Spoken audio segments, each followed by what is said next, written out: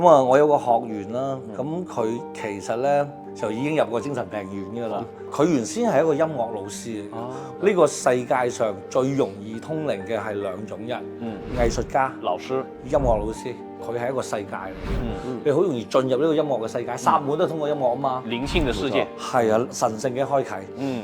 咁啊，佢話喺19年嗰陣時啦，發夢又見到好多嘅嘢，跟住又有好多嘅預知夢，身邊成日有把聲音講嘢俾佢聽，跟住就自己好驚啦，跟住就去睇精神病啦。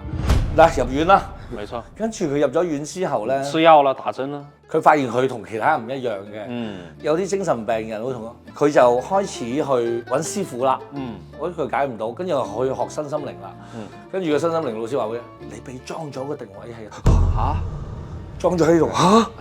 其實好多身心靈係咁。唔係因為嘢嘅話，而家好多人都用呢個咁嘅名詞去進行講。其實我哋俗稱嘅係一股氣。係四維世界佢只不過留咗個記點、記印喺一度，然後佢可以容易咁揾翻佢。追蹤這個人。因為我哋四維世界咧，其實係一個摺疊嘅，就好似一張 A4 紙咁樣。如果佢咁樣行過嚟好遠，但係我一截摺過去就好近。但係我需要一個定位。蟲洞的穿梭理論。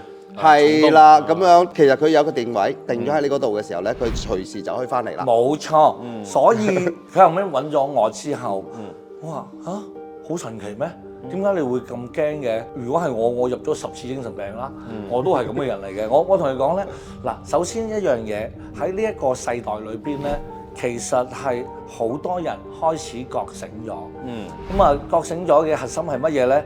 因為你有累世嘅智慧，跟住所以佢咪揾翻你咯。揾翻你就係呢個定位器啊嘛。